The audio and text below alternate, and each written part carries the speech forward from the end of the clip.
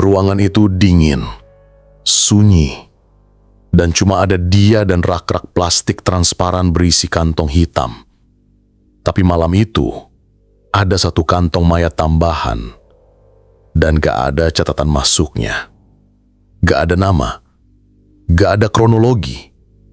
Cuma ada tangan yang mencakar dari dalam plastik.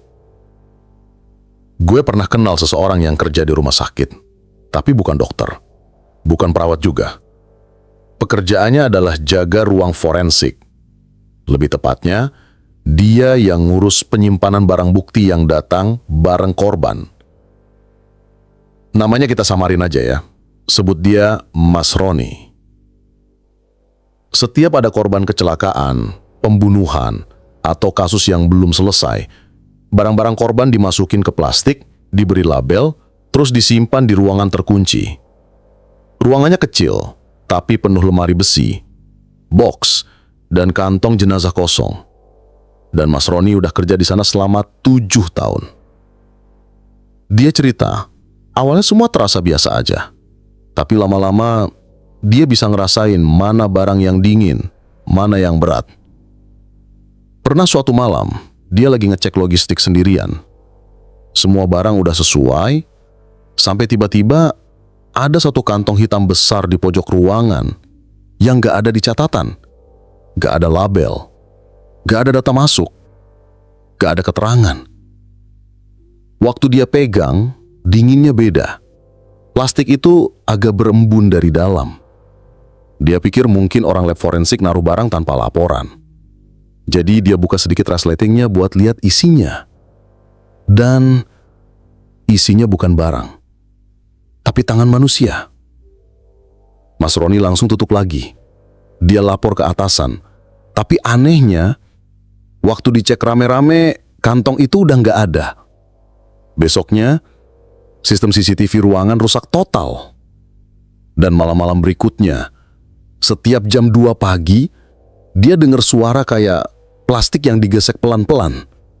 Lalu bunyi pelan banget. Kayak kuku nyeret di lantai logam. Makin malam, makin sering. Sampai suatu malam, dia ketiduran di dalam ruang penyimpanan. Pas bangun, semua lampu mati. Hening.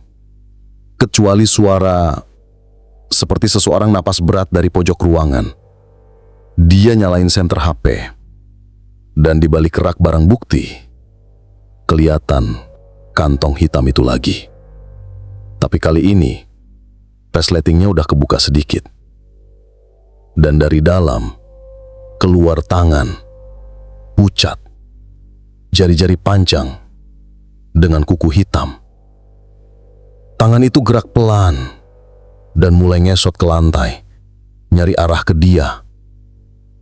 Mas Roni kabur, tapi pintunya gak bisa dibuka.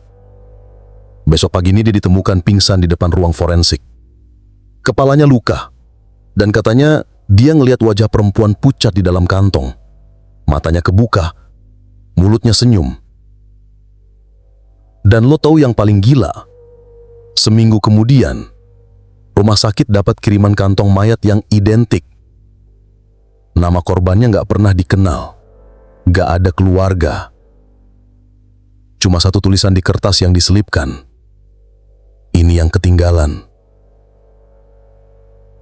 Dan sekarang, ruang itu katanya udah ditutup. Tapi, malam-malam satpam yang lewat suka ngeliat ada satu kantong hitam tergeletak di depan pintu. Gak pernah lama. Tapi kalau lo buka, isinya bisa beda-beda.